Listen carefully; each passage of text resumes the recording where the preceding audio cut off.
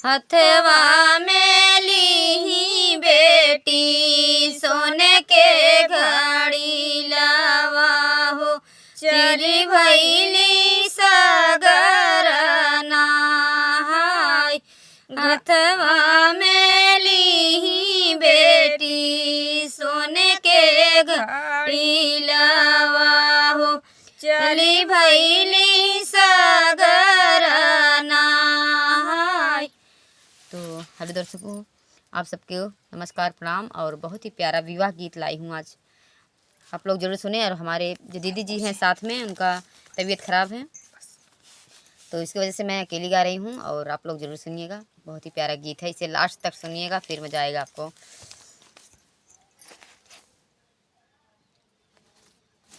घड़ी लाई बोरी बेटी धैली कररिया हो, चिर छोड़ी बैठी नहाय।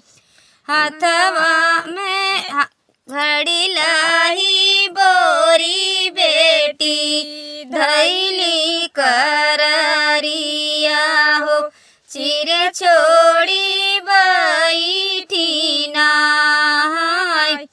हाथिया चढ़लया रजय कपूतवा हो, हाथिया दिहे नीठमा कई। अपनी हाथिनिया भैया पछ पछराता हो, चिड़िया मैले त्यों संभार। अपनी हाथिनिया भैया पीछे पछराता हो, चिड़िया मैले त्यों संभार।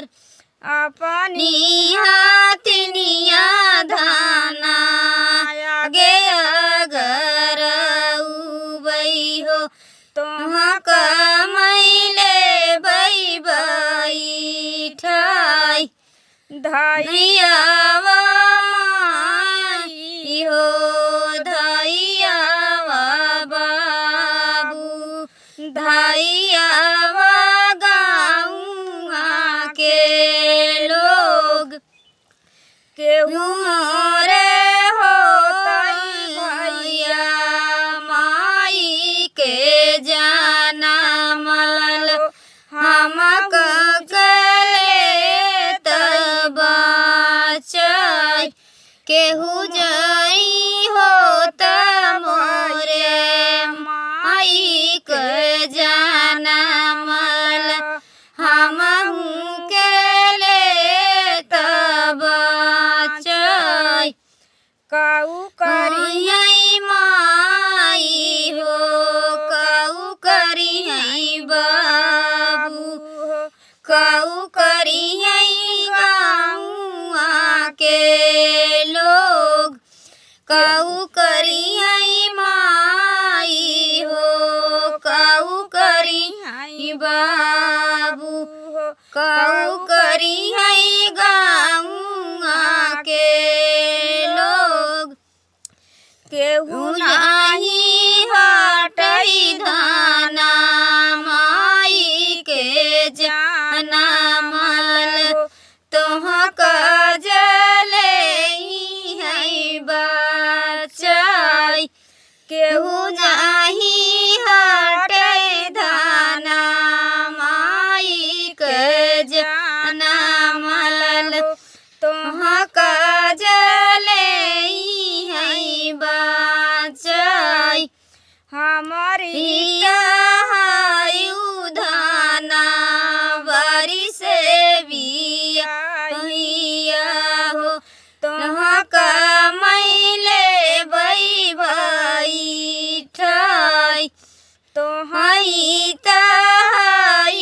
धाना बारी से बिया हो, तोहाँ कमैले बई बैठाई। तो बहुत ही प्यारा गीत है दर्शकों, तो आप लोग ज़रूर सुनिएगा, इसे लास्ट अंत तक सुनेगा तब इस गीत का कहानी और आनंद मिलेगा। तो बहुत ही प्यारा गीत है। हमारी दीदी जी नहीं इस समय हैं और हम आप सबके बीच बहुत ही प्यारा गीत गाए हुए हैं, आप लोग ज़रूर सुनिएगा। और हमारा अगर आप फेसबुक पर देखते हैं तो ज़्यादा से ज़्यादा शेयर करें और फॉलो ज़रूर करें, करना ना भूलें।